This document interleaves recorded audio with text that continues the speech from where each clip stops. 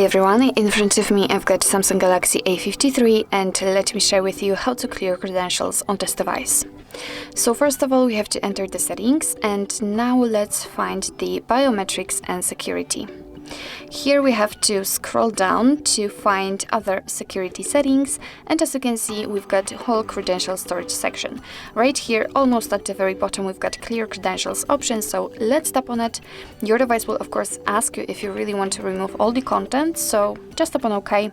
And as you can see, the credential storage has been erased successfully. Be aware that if you've got any kind of screen lock, your device will ask you to enter it in order to confirm the whole step.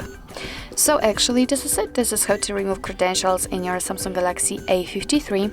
Thank you so much for watching. I hope that this video was helpful, and if it was, please hit the subscribe button and leave the thumbs up.